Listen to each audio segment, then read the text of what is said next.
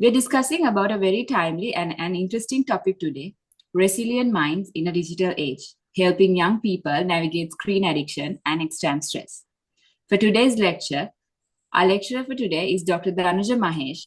He's a consultant psychiatrist in the Asiri Hospitals, Mathura. I warmly welcome you to today's lecture. Over to you, sir. Right. Thank you, Dari. Thank you, Sri and Dinukshi, for inviting this lecture. And thank you for all the participants, 385 at the moment and 86, to attending. And I know this is Sunday is one of your most important days to do a lot of things, but I'm very happy to see that more and more people are joining for the academic and then CPD lectures nowadays. So which is really good to see. And let me share this slide. So, right. Yeah. Right. I think it's all good, Dinesh. Yeah. Right. Okay. So, right. So again, good morning to you all. And today's, as we discussed, today's topic is the screen addiction and exam stress. You all know that these are the dual, as I mentioned here in the topic, like dual crisis.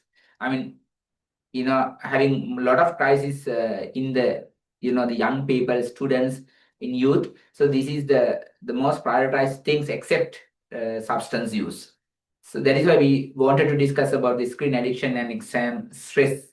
Nowadays we see, especially I see a lot of people, like a lot of students, the advanced level exams is going on nowadays. So I see the huge crisis going on among the students. Understanding the problem, the gravity of this problem is a 2025 report revealed that 60% of Sri Lankan school children, 60%, I mean, this is not the minor value, you see, suffer from depression. And with 24% students in higher grades like O levels and A levels, particularly affected. So this is, something we need to consider seriously and then try to find a solution as soon as possible. Another study in Colombo found that 86%, about 86% of the students, mind you, 86%, right? Age 11 to 17 showed varying degrees of depression, mild, moderate, or severe. Among them, 18% had severe depression. 18 means 1 in 5 students. So again, I'm telling you, so think this is a considerable amount. And leading causes in the same study, they have found the leading causes educational pressure and social media and screen use. Right. So these two problems, screen addiction as well as the exam stress, they are interconnected. That is the issue. Again, it's very difficult and challenging to treat or solve this, to find out a solution. These two are interconnected. And furthermore, rising suicidal thoughts. I mean, it's about 15% of adolescents had contemplated suicide. This is a huge rise compared to the 2016 values. And nearly 9.6% had made plans to take their own life. Again, 9.1% had attempted. So 9.1 means 1 in 10 nearly. So they have attempted. Again and again, I'm telling you, I'm emphasizing, and you can see the gravity of this problem. So this is this data I got GSHS in 2024 report. Exam stress, likewise all the other stresses. So this is the one that is a very simple phenomenon. You all know these things. The performance and stress curve. This is the one that I use in my practice anywhere when I work, like here, Australia. This is the curve I use always to explain my patient, explain my client, to make them aware always in this. I mean, in these two things that we discussed today, exam stress as well as this screen addiction. Always the number one thing is you need to make them aware what is the problem and how big the problem is. So then only they realize. Otherwise, that's the first step of this management. So this is the one that I always use in the stress. You could see. So the first part of this, I mean, you could see the x-axis, this the stress, and the performance, the other axis. You could see the level of stress is very low here in the blue part, blue region, and they disengage from their desired work, which shows that we need some kind of stress to do things perfect, right? To increase the performance, to improve the level of performance. So this, if the stress level is very low, then the person is not engaging. So that is not healthy. And you see the second part of this in light blue, this is the optimal performance. So you need this level of stress, like not very low, not very high, in between this level of stress for the optimal performance. This is not only for the exam, this is for everything like sports or anything. So this is the natural, the way of how person gets stressed and then the performance changing. And you see clearly when the stress level is more here in the last part of this graph, performance start, they get stress, burnout, and exhaustion. Most of the time we see, I see in my, in my clients, the students, they come in this, they are in this last part of this graph. So they are more stressed than the desired level. Then they come in like a burnout. So the performance reduces, you see, performance reduces sharply to the zero, right? So this is what we see, and this is what we need to tell them. Okay, so you are in this place of this this region in this stress curve. So that open the eyes. So this is a very, you can download this in anywhere. So this is a very common curve, and most of the school children, they know about this, but you need to emphasize and then tell them. Right. Why exams are stressed? First thing is like performance pressure. Students feel judged by grades because always they were asked by the grades. So which grade? A, B, or Z, or the mark. And this is tied to future opportunities and scholarships. The higher grade, the people who get a higher grade get the most number of scholarships, opportunities, and all. So this is very, common scenario from the beginning, like 5-year scholarships, O levels, A levels, and not only, even in our exams, postgraduates and other exams. Social expectations. Exams are seen as gateways to success. The family and community expectations amplify the stress of the candidate. And the fear of failure. That, of course, again, common for all of us, like fear of disappointing parents, teachers, in the partners, and peer creates emotional strain. Cognitive overload. We all know that, unfortunately, in our exam system, so recalling large amount of information under the time constraint within 2-3 hours, you have to, maintain high level of, the memory.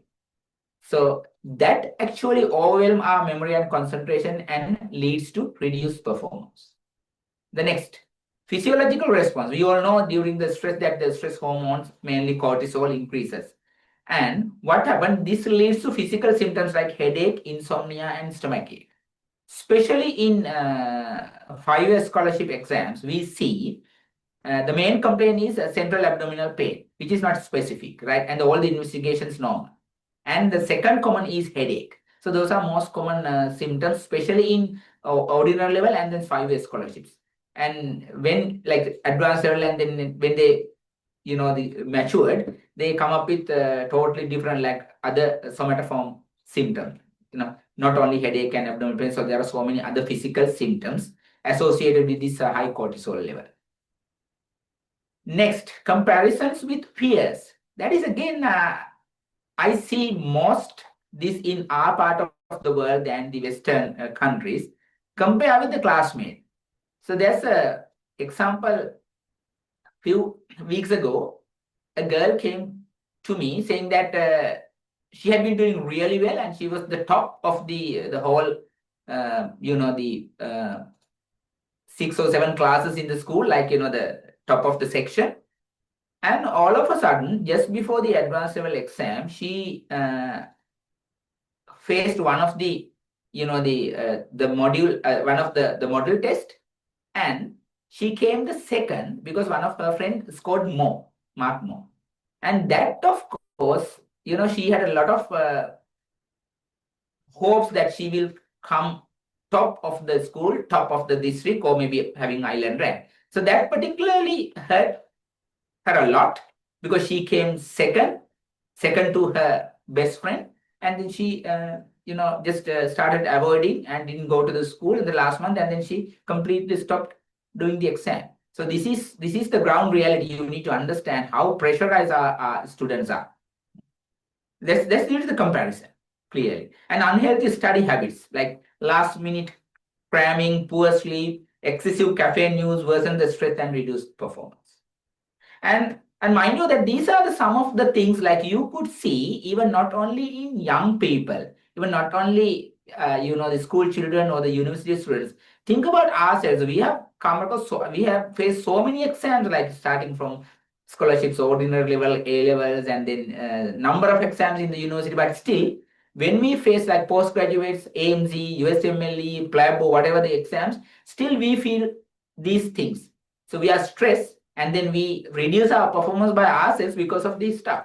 So we worried about other person work with me and whether they will ask, okay, have you got through this time? And because of those pressures, number of stuff. So think about like mature people like us, graduated people like us, having these issues. I mean, why not our children? So yeah, just to think about it. And the furthermore, when we talk about the level of the stress and why these exams are so much of stress, we need to tell them. So this is the important part of the our consultation, how to reduce the exam stress. So that's why they are coming to us. Revision is number one. Is break study material into manageable chunks. Again, another example. I could remember that 2 months ago, a student came. She had been doing really well and getting like advanced level student getting like 85 plus marks for the all three subjects. And all of a sudden, she was stressed and then started declining her performance. The reason why, so that is the important part of this, like the reason why you need to talk to her, even when she came in, like she didn't know the reason. So that is why you need to dig into the problem and then listen to her carefully, take a bit of a longer time, and then only you see the problem. Problem is a minor thing, right? You can fix it clearly, fix it quickly, but to find out the problem is the matter, the challenge. So the issue that she had, now 2 more months for the exam, and there's a huge number of books and the notes on the table. So when she came into the room, when she sees this, she got upset. Okay, huge number of books and things that I need to read. So that actually made her stressed, and then like a vicious cycle, she reduces her performance. So the fixing this problem was very easy. So I asked her to, just divide the most important part for the exam. You need to focus on this. And then minor important things, you remove all the minor stuff to a different room, even you can't see. And then focus on the major stuff, like most important stuff. And then if you have some time remaining before the exam, you get those things and read. So that's very simple, and actually it worked really well. And nowadays she's doing the exam. Then I got a message from her mom that said that she did really, really well. I'm pretty sure that she will come up with flying colors. So this is the one. Sometimes they don't know the problem, so they come and say, I can't work. You need to find out the stress. Revision is one thing, and use active learning techniques like practice past papers. Some people they say like not to do past papers. I have seen that, but rarely they say. So let them to aware and ask them. Practice past papers is important, and use flashcards and test yourself rather than reading and rereading notes. Sometimes the people go on reading and reading, but you need to test yourself. It's not a model paper. It's not something like a term test. You can test by yourself. Say, for example, like a simple thing, once you read a lesson, once you finish it, you can write down some questions and the answers as well. So that is a way of improving memory. Take regular breaks. This is again important thing. A funny thing happened a few days ago. One boy came and said that I tried my best to focus on this the learning and stuff. It's very difficult. When I dig into the issue, like he was told by one of the tuition the master to continuously, to improve the memory, continuously study in the same place for more than 6 hours, which is funny. I mean, you can't do it. So it's something like, then I had to try like 30-40 minutes to explain. And then I explain, okay, this is what you need to do. More than 60 minutes, or at least 45 to 60 average, you can't, focus on a single thing. So that is why in our schools and anywhere in the world, one period in the school, like, only goes for from 45 to 60 minutes, not more than that. You have to have a break. So you need to tell them, like, get a small break, not like 1 hour, 2 hours, just 5 to 10 minutes break after you study for 60 minutes. So that refresh, focus, and preventing burnout. Next, stay physically active. This is again a problem, because when we start, especially advanced levels, when we, and even in PG exams, some people I have seen that, so they, take each and every minute to study, to read, to do things. And then they just stop every physical activities. The parents also, they say, okay, they encourage, so not to just move out from the room. So this is not something good for your memory. So you always have to have some exercises, maybe 5-10 minutes, maybe half an hour. That, of course, comes back as positive.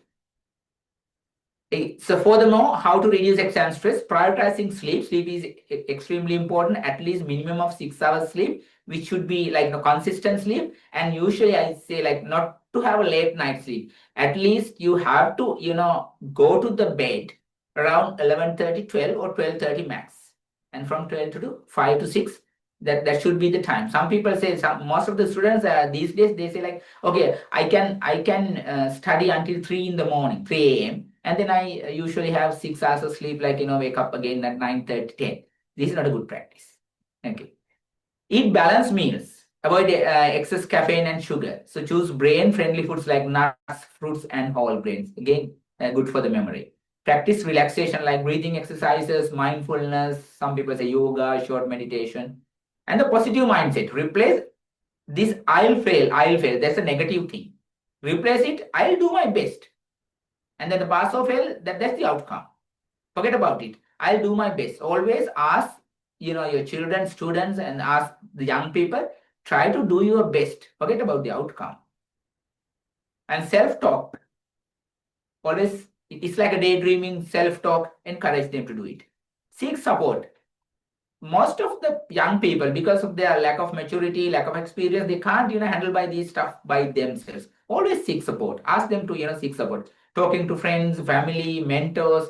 And I think what I have practiced in Sri Lanka, I have seen that in my practice, in my opinion, having a mentor is important thing.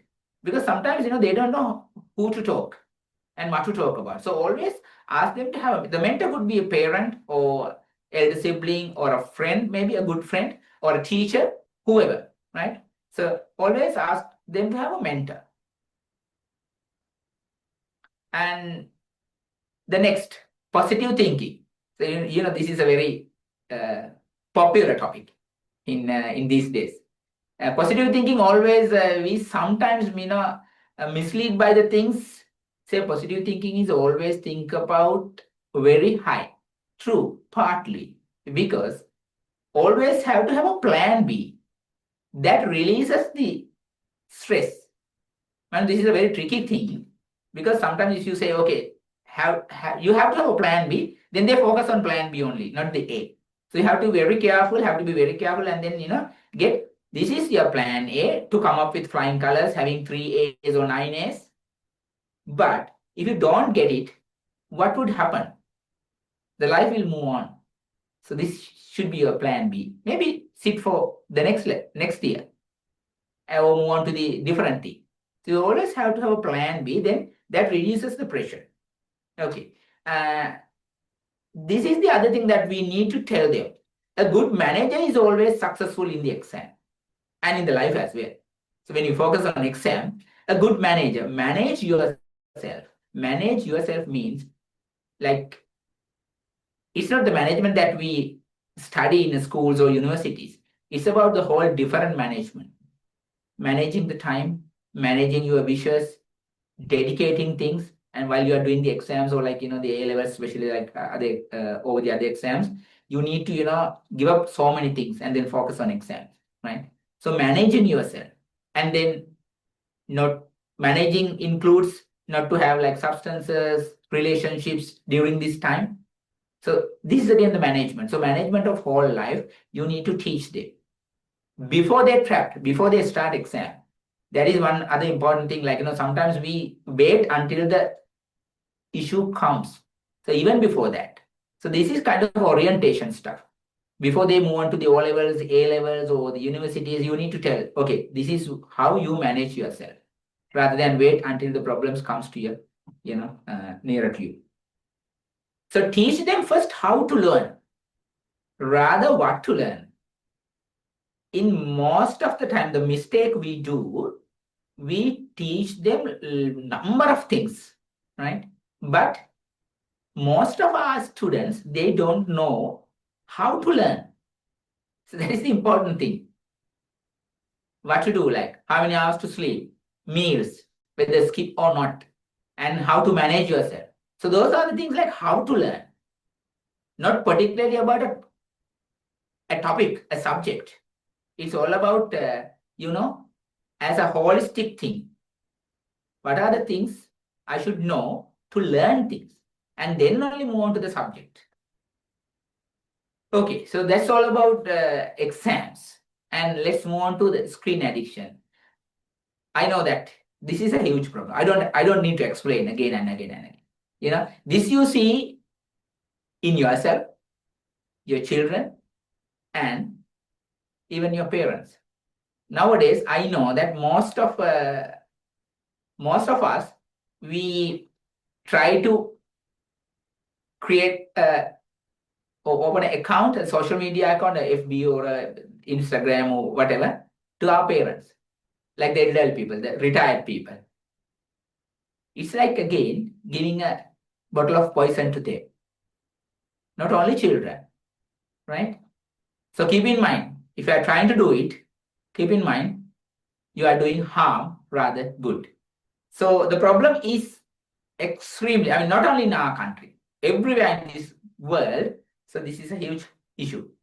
The screen time among children and adolescents has doubled between 1997 and 2014. This is in Sri Lanka. And further increased by 20 to 66% during the COVID-19 that we all know, the pandemic. So this is Sri Lanka Journal of Child Health. Phone access among Sri Lankan students age 16 to 17, like O levels to A levels, 40% actively use smartphones. This active use is not just having 1 or 2 minutes. Actively use smartphones, the highest among school age groups. So this is the time that you need to focus on studies more. But again, this is the time that you see the peak of smartphone use. Now you can see the magnitude of the problem. Okay, screen addiction. Is it a mental disorder? In 2019, WHO induced gaming disorder in ICD-10, International Classification of Disease 11. This as a mental disorder is defined as a pattern of gaming behavior with impaired control, priority given to gaming over other activities, and continuation despite negative consequences. So these are the 3 things, and a few other minor stuff as well. You can see in ICD-10 or ICD-11 or any other guidelines, this is the same as heroin addiction, this is the same as THC addiction, this is the same as alcohol addiction. So no change. Impaired control, they don't have a control over this phone use and screen use, and priority given to gaming or other activities. They don't study, they don't go outside, they don't do any physical activities. The priority given to the gaming, and continuation despite negative consequences. Do you think like they don't know? Our children, they don't know about this consequence. They do know very well this, but still they can't stop it. So that is why I ask always, please help them. Sometimes, parents say, even yesterday, one parent say that, one mom said that, if I take it, grab it from her, she'll be upset. She might kill herself, right? So that's the extreme, man. And you need to act before they say. Nowadays, children say that, okay, if you grab this from me, I'll kill myself. That I've seen. So don't wait until that level of that conversation. Anyway, so this is what we see in ICD-10 and DSM-5.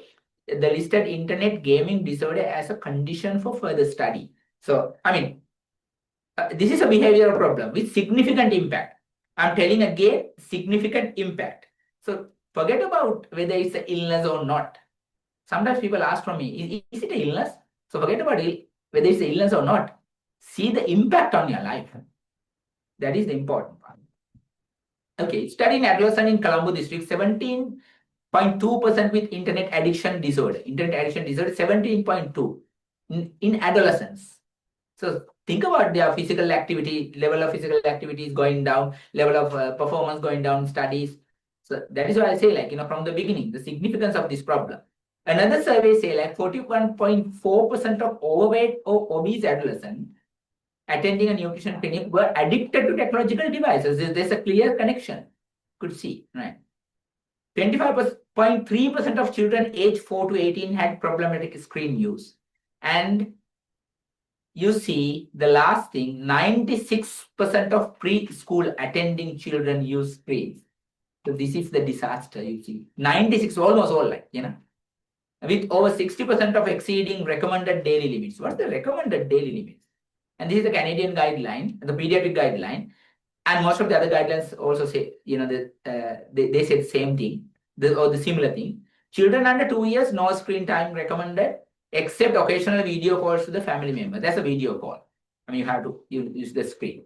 2 to 5 years, 2 to 5 years of age, less than 1 hour per day of high quality age appropriate programming. That is the other. So most of the time I see, and most of our people, they do, especially when they travel, and mom and dad, discuss about something else, or they just focus on the road, and they are driving the back seat, the rear seat, the children are using the screens. That's very comfortable for the parents, and that's the common mistake we do. And in house as well, when someone is doing cooking or doing something, or maybe you also planning for exams, reading, and then you give the phone, right? It's like similar like giving a knife or giving a bottle of poison to your child, especially the preschoolers. So 2 to 5 years, less than 1 hour per day, but it should be high quality and then monitored by parents. Parents should watch together to help children. If you can't sit with them and then watch this together, then please don't allow them to see.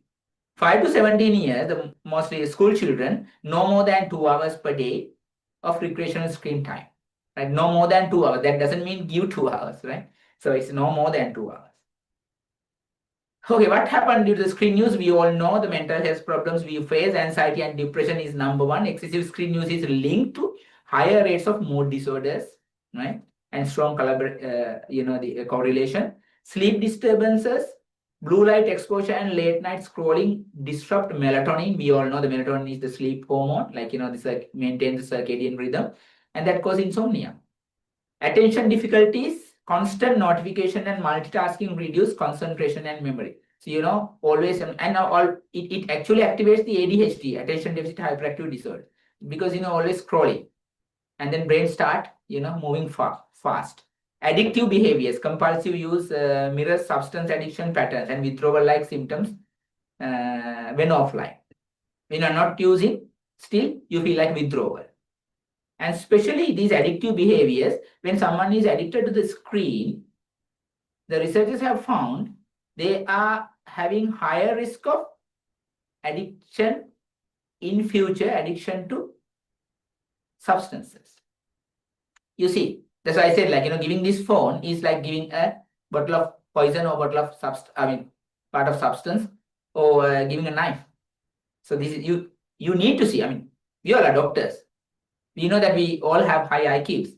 So we need to predict, right? And then tell others. But still we do the same mistake.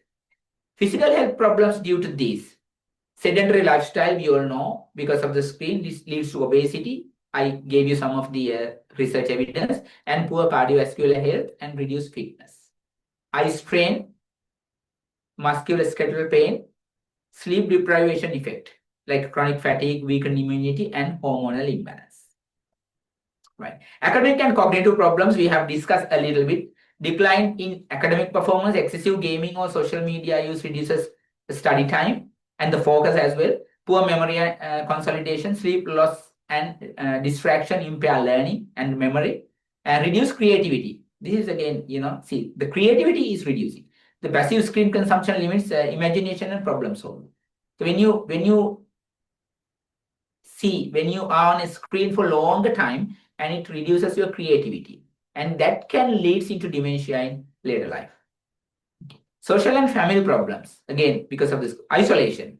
The whole world is like, moving to the isolation. Now you all see, like, just look outside. When you go to supermarket or public transport, wherever, now we see like, most of these people are watching on their screen, not about them. I mean, number of people around them, but they don't care. Right? So the preference for online interaction over real life relationships, and conflict with parents, arguments over screen time and neglect of responsibilities.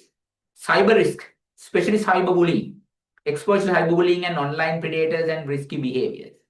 Right. Recently, I had a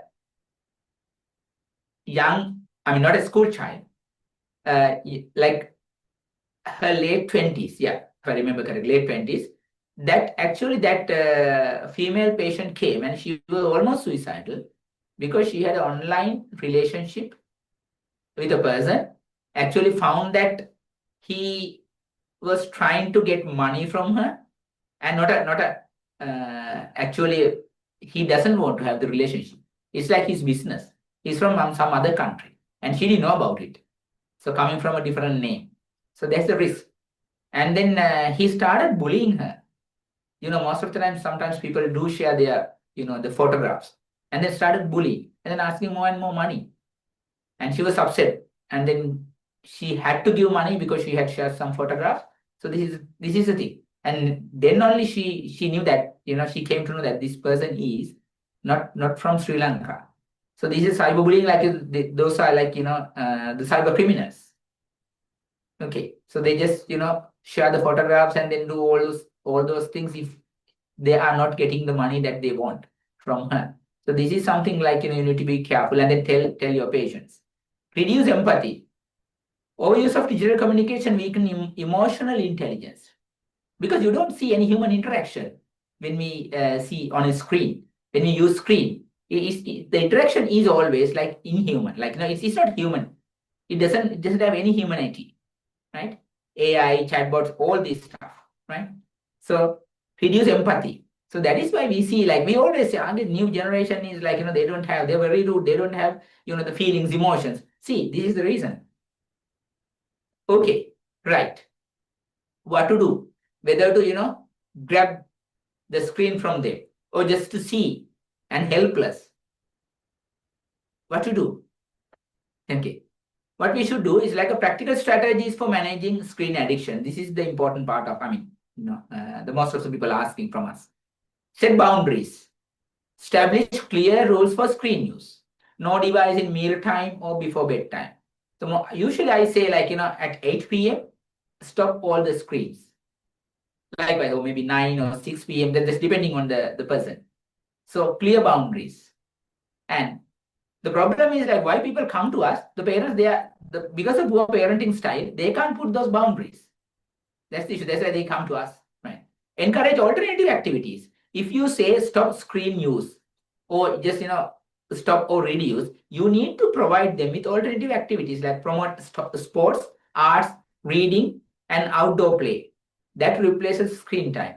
This is the same technique when we use for the alcohol, alcohol dependence and alcohol misuse people. When I say, okay, now you need to stop alcohol, this is the plan, they are agreed.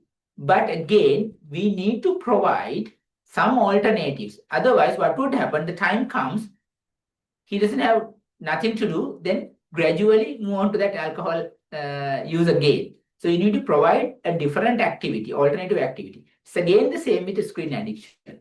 Like always, I ask about just go outside and do a sport like swimming or something like football, cricket, volleyball, whatever, right? Or like arts, crafting, drawing, those others, or reading something. But reading not in the room. I always, encourage them to go to a library. So that's very rare that we see in these days. But, just go outside from that room. So then that actually, focus your mind and then not dragging to the same behavior. Model healthy behavior. Again, I told you about, when parents are, especially when parents are driving or cooking or doing something, they give, because of their comfort, they give the phone to the screen to the children. So parents and caregivers should demonstrate balanced screen use themselves. Okay, right. And then only you can give the good example, leading from the front, saying that, okay, we are not using it after 8. Use tech to fight tech. Apps that we can see that track or limit screen time. We can see the screen time, how many hours that we have used. Okay. And create screen-free zones. This is again one, nice thing that we do in most of the clients. I've done it and it's very successful. Like bedrooms and study areas should be device-free zone. I mean, should be device-free to improve sleep and focus. It's kind of a say like screen-free zone, and you can't have the screen on the dining table, or you can't have the screen on your bedroom. So likewise in the house, so screen-free zones. So sometimes, children, when we ask, okay, not to use or reduce the number of hours, they just reluctant to do. But when we say, okay, you decide where are the places like screen-free zones, then they engage more. Right, okay. Further, promote social connection, encourage face-to-face interaction with peers and family. I do always believe, it's again my opinion, like always, it's better physical classes for children than online classes. So at least, I mean, if you really want to, let them to engage online classes, that's all right. But always try to, try to have extra classes, 1 or 2 classes physically. Otherwise, I've seen one student that since he started his advanced level, he didn't move outside. So all the classes were online, right? He was, 24/7, he was inside his room. So, and then he came to me, like with depression. So the reason why, so then I, changed the pattern. Addressing underlying issues. Screen addiction often masks stress, loneliness, or depression. This screen addiction, I've seen like most of these people come with depression, right? Okay. So gradual reduction instead of sudden bans. That of course difficult with we have to be realized. Of course, yes, in our time we didn't have these phone issues or any screen issues other than the television. But again, you need to know now that a few decades have gone. So this is a different era, different generation, right? So whatever they said, ODC or whatever. So this generation is different. And now you need to know, okay, rather than stop at all, you could see the reduced time. And then the content, like, not gaming or not kind of like the adult things. So you can select, okay, these are the stuff like, you could see. So likewise, change a bit rather than say 0. Right. The screen only for addiction. I mean, don't wait until, you don't have to come to a psychiatrist or psychologist or counselor, right? So you can screen early for the addiction rather than wait until the addiction comes. Say if someone is like, getting irritable and then not talking with you and focusing only on the screen and then skipping meals, then the alarming signs, you have to intervene, right? Recognize hidden symptoms. If someone is like, especially in young people, irritable, withdrawal from others, somatic complaints, again, like I told you, like headaches, stomach aches, and often mass depression. Sometimes they depress because of screen addiction and they come with this irritability. Or sometimes gastritis-like symptoms, right? Or other somatic complaints, but actually they need antidepressants. Okay.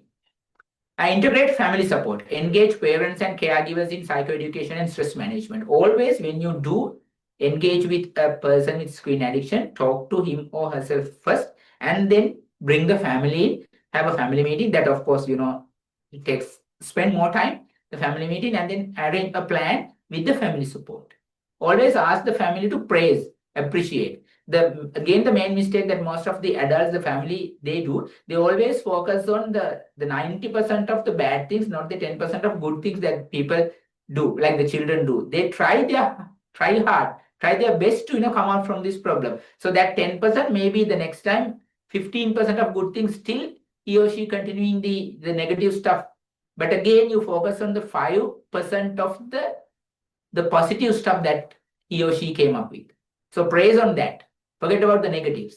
So likewise, try to, try them to come out, help them to come out from this problem. We always focus on negatives. Again and again, they say, doctor, it's the same thing like, the last month. Still, he's doing the same thing. When I clearly, go through the history, then we see some of the positives that the child is trying. This is not like overnight thing. It takes time for the screen addiction to come out from screen addiction. So always try to, even a minor thing, appreciate it. Right.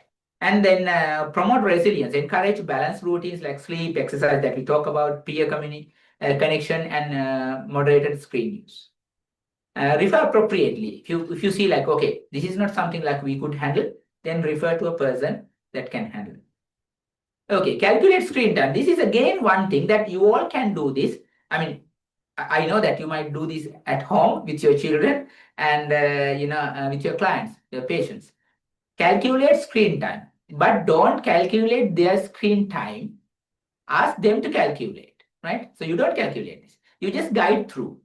Say, for example, like ask their screen use and calculate the total time. So first of all, before starting this calculation, I usually ask, okay, how many hours that you, like in general, in average, how many hours that you on the screen, except the classes or whatever the educational stuff. They say like, 3-4 hours. That they're pretending like 3-4 hours is like, out of 24 hours, it's like a minor thing. Okay, fine. Yeah, 3-4 hours. We'll calculate next. And then starting calculation, ask them to, get a piece of paper and a pen or pencil. Okay, 24 hours. You could see 24 hours. We reduce minus 8 hours for sleep. Then you have 16 hours of a general day, average day. This 16 hours, out of these 16 hours, we remove 2 hours for meals, washing, dressing, transport, whatever, these things. And then you have 14 hours. Again, ask them to, okay, out of these 14 hours, do you go to school or university, whatever your study thing or the work, and 6 to 8 hours. I say like, a minimal of 6 hours. So minus 14 minus 6 come as 6 hours. So this 6 hours is the things that you have in a day in your life, a quality 6 hours, what you can do for yourself. That's the space, your personal time.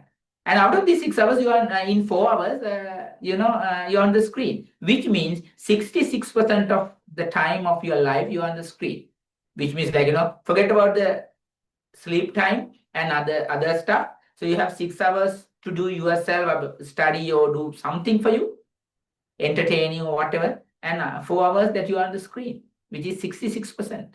Right. So this is the one that I commonly use with children, and most of them, soon as I finish this, they said, oh, it's too much.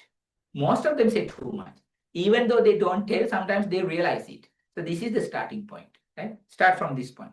Okay. So this is one case scenario that this is a true story that I came through. 17-year-old girl, she was in grade 12, lives with mother. She was a teacher, and father is in overseas, and the younger brother. Persistent fatigue and poor concentration, frequent headaches and sleep disturbances, sudden drop in exam performance, social withdrawal and irritability. This is the important part. You see the social withdrawal. Okay, sudden drop of exam performance could be something due to, ability, not studying well, or, some issues with the memory, concentration, forget about it. But social withdrawal and irritability is something significant, alarming, your thing. So and she complains of feeling empty. So that is again significant, more towards depression and not caring anymore, right? She spends, when you go through the history again and again, ask the more details. Spends 7 to 9 hours daily on her phone, mostly on TikTok, Instagram, and late night films. Again, late night films. She doesn't sleep before 2-3 a.m. in the morning. She reports feeling calm and distracted when online, but anxious and overwhelmed when offline. So she is more towards this screen. She's well settled, but soon after she stops, she gets anxious and agitated. Her mother reports frequent arguments because always mothers argue, stop it, and then argument starts. Refusal to attend tuition and skipping meals. She has stopped participating in school clubs and avoid friends. Now you could see, the step by step, little by little, she's moving towards this, kind of a hole. And no substance use, but she has begun expressing hopelessness and questioning her self-worth because of the depression. The diagnosis is screen addiction with behavioral dependence features, comorbid moderate depressive episode, moderate to severe depressive episode, and academic burnout and social isolation. These are the problems. Forget about the diagnosis. Don't go behind like ICD-10 or DSM-5. No, it's all about, I mean, these are the classification, or these are the guidelines and the stuff like that we use for our comfort. But forget about everything. Holistic, think holistically. So this is the problem. Sorry. Management is very simple. This is not a rocket science. So that is why you don't need a counselor, psychologist, psychiatrist. You can try by yourself. You got MBBS, you got other postgraduates. I mean, don't think that you need a psychiatrist to do this. I always encourage GPs and other doctors, even the junior doctors, even the intern doctors, to do this. You can. So psychoeducation about screen addiction and depression, including the family. So they also need to know about this. Is something like their child, their children needs help from them, right? Because they say, doctor, mama kiwa meya make atari because she doesn't do it. It's like a blame culture. No, they need help from their parents. Okay, and gradual digital detox, like again detox of alcohol and substances. So introduce screen-free zones and time blocks. Sometimes I use the screen-free days, like okay, Saturday, Sunday, no screen. Likewise, so you can, I mean, do different things and try it out. A structured daily routine, which I did with her, that include physical activity, peer interaction, and study blocks. CBT for mood and behavior regulation. That's the only thing that maybe know about this stuff, but that's not your specialty. But you could do CBT, simple things. This is not the time to discuss about CBT stuff. Family support is paramount important. I told you that empower mother to shift from criticism to collaborative problem solving with this child, with this girl. And then school liaison is always important, but very carefully, you need to, talk to mother, talk to the child before you talk to teachers. Because, sometimes, I mean, not always, but sometimes they talk on about this thing. So it's something like you need to be very careful, liaise with other people. You always have to have the consent of the patient and the parents. Follow up in 2 weeks with mood, sleep, and screen use tracking. So I had to use some of the antidepressant medication as well for this case. Case scenario 2, exam stress. 17-year-old girl, grade 12, preparing A-level exam, lives with both parents and older brother. Presented with persistent headaches and stomachache. Difficulty sleeping and early morning waking. Tearfulness and irritable. Again, significant stuff like, okay, loss of appetite and fatigue. Complaints of feeling like a failure. The studies 10 to 12 hours a day, which is good. Often late into the night. She avoids social activities and has stopped attending her dancing classes, and parents report she is increasingly withdrawn and anxious. And she has fears disappointing her family and not getting into university. And mind you, like this is something like it's difficult sometimes to get out from the patient, from the client. When you allow them to talk, first thing is, having a therapeutic rapport, and then, let them to talk. Somehow you start conversation. Sometimes in the first, the consultation, you might not get all these things. You might ask, come back in another 2 weeks time or 1 month time. Then they come out with the fear of disappointing her family. Usually they say, I don't have any problem, doctor. Do you have anything about any stress about the exam? No, I'm okay. Anything about, any guilt about, not doing good to your parents, teacher? No, I'm not stressed. I'm always good. But again and again, even they don't know sometimes identify their own problem. So then she had the problem with disappointing her family and not getting into the university. Of course, she was doing good, but she had this fear. No history of substance use or self-harm, but she expresses hopelessness. The diagnosis is exam-related anxiety with somatic symptoms, comorbid mild depression, and high academic pressure. This pressure sometimes, sometimes we see by teachers, by parents. But some of these students, the teachers are good, they support, they don't pressurize people, the students, sometimes not the parent, but the child, the student themselves, they do have the stress. They put on stress on their mind. So sometimes you forget about others, but the person himself or herself has put on stress because of some other reason. So you need to focus on those as well. The management is again, I'm telling again and again, this is not rocket science. Psychoeducation on stress, like the stress curve, sleep hygiene, and realistic goal setting, having a plan A, B, C. And cognitive restructuring, challenge negative thoughts and perfectionism. I mean, this is something like, again, you might not do, but try with others. And relaxation techniques like breathing exercises, guided imagery, and short walks. Just go outside from her room, go outside from her house. And family counseling is very important. Again, having a family meeting and then tell this is what going to happen and this is what actually she needs. This is what you have to do. And school liaison again with their consent and then follow up in 2 weeks, monitor mood, sleep stuff. Okay, I think this is all about the lecture today, but I'm more than happy to answer your question. I know this is something like a basic stuff. When you try to do things, like you might come up with a lot of challenges, but please do. And then, I mean, as I always say, like, don't have psychiatrists. I mean, you can get some advices from them, but again, you try and then, always try to do something different and try to do good things. And then you might come up with some your own solutions, and which might help us as well. So always try to engage with them and then, like maintain the rapport. Then you might find some good things to do with them and then taking them out from this problem. Okay. I think now it's time for the questions. We have few questions in the chat box.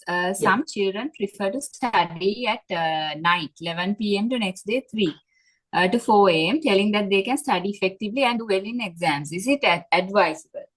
Now, I think I mentioned in the lecture, clearly the answer is N or no. Because, I mean, this is not the time to explain everything. We have done sleep studies, we have done a lot of the memory and then attention and then focusing stuff, attention and concentration. It says after midnight, their brain slows down. Even though they see like, they are, sometimes they see like, okay, they do well and then they get more marks the next day or the next week exam. But again, the chronic memory, you lose a lot of things when you try to, get things into your brain during that time. So always advisable, like 11:30, 12, 12:30, max 1 in the morning, and then wake up early in the morning. The other advantage of this is early in the morning, when you wake up after 6 hours of sleep, your brain is really, really fresh. Then you can put more difficult stuff. Usually when, I mean, for example, like a girl had a problem with biology recently. And then I changed her sleep pattern and asked her, because, she was doing well with physics and chemistry, but not with biology. She was stressed with that. And I asked, okay, change your sleep pattern, get up early in the morning, like 5:36, and then start studying like 3-4 hours biology. And then we didn't do any differences, but she came up with good marks. Now she's doing reasonably okay. So this is what, always advisable to have keep the sleep time 6 hours in during like after midnight up to like 5:36. There's a question regarding the government policies. The government is planning to increase the time allocated per period in the next revision of education policies. This will increase total school time as well. How will this affect schooling age children? That's something a complex thing to answer, because I have seen, I worked in Australia as well. So I've seen in Australia and other countries, most of the other Western countries, like their school time is like, the school ends like 2:33 or sometimes 3:30, and some schools are like 5, rarely. So that's again, if you have a clear plan, not only the plan, if you have a clear structure, rather than keeping children until 2:33. It's not a problem with the extending the school time. What actually the part should be like, the addressing part should be what actually you do. And if you can deliver a quality thing, right? If the the parents, and then forget about the children. If the parents or like the teachers say, no, we are not going to do this. So if their attitude is that, if they say no, then it's a clash. Then it's very difficult to get a positive outcome. So you always have to have a clear plan, a structured plan. Then I don't think like any issues with the extending the time. But again, having said that, you need to have a proper planning rather than just increasing the time. Sir, are there any validated questionnaires to assess and diagnose the internet addiction and its impact that can be used for research purposes? Research purposes, of course, I can send you some of the links through Shri. But again, in the clinical practice, the clinical diagnosis is the most important and most reliable thing. It's again like I told you, like few things. They increase the time duration, like, in alcohol, they say dependency, they increase the time with the screen, and then give up all the other alternative pleasures, and then keeping on the screen. And then they get irritated when asked to stop this, and they know very well, they are aware about this negative consequences, but they still continuing it. And so those are some of the stuff, like, these are the things like to diagnose screen addiction, knowing that they're continuing the negative consequences, increasing time with gradually increasing the time on the screen, and then they get irritating and having other stuff like depressive features. So these are the clinical things, but for the research purposes, there are a few questionnaires. Only thing, like, we do have a lot of questionnaires, validated in other countries. You need to validate into our culture, and then only you could use in our country. Then you could use this stuff. So I can send some of the links through Sri. Thank you, sir. Are there any rehabilitation centers to treat severely screen addicted patients? As far as I know, not in Sri Lanka, not in Australia, but other countries, I'm not quite sure. And I don't, in my personal opinion, I don't think that for screen addiction, no need of any inpatient care, like kind of. I mean, I've done only one. That's only for 3 days, not for long term. One student that he couldn't actually give up, and then he tried his best. So that's the good part of it. He tried his best and say, "No, doctor, I can't." So then I had to admit him for 3 days, or 3 nights, 4 days, and that's all. So I don't think like need any even substances. The substance we all talk about this rehabilitation, long-term rehabilitation. That's not something we really need. Only about 15 to 20%, max 20% of people, they need rehabilitation, long-term rehabilitation. Others, 80% of these substance users are, like heroin, other substances. They need kind of a detox period, and that detox, maybe some people need inpatient detox for a few days, and most of others we can do it in the community. So detox period and thereafter rehabilitation in the community is the most successful way rather than long-term rehabilitation. I know the most of the countries, and even in Sri Lanka, like most of the expert people also have this kind of the mindset, we need a longer term rehabilitation. So I mean, if this is the case for the substances, I don't think like for the screen addiction we need any rehabilitation centers for the long term stuff. No. Children become aggressive when limiting screen time. How to handle this aggression? Yes, again, it's a common thing. Good that this question came up. So when you see like, okay, now he becomes aggressive, so just forget about going for arguments. Just sit with the child and say, okay, do you think this is a problem? Most of the people, they say no. Okay, then like I said, like, just calculate the screen time, and then one by one, just try to engage with the child, and then say, okay, you have given up this sport, given up this the social contact, you are not going outside, not playing with friends. Likewise, just to make them aware. If you are not able to do it, if they are coming more towards aggressive towards you, and then please ask one of the professionals to do with the child, and then we let them aware, okay, this is the problem, and then we are not going to give solutions. So that's other thing. Even like parents, if they say yes amma, yes tata, yes, I have this problem, don't try to give solutions by yourself.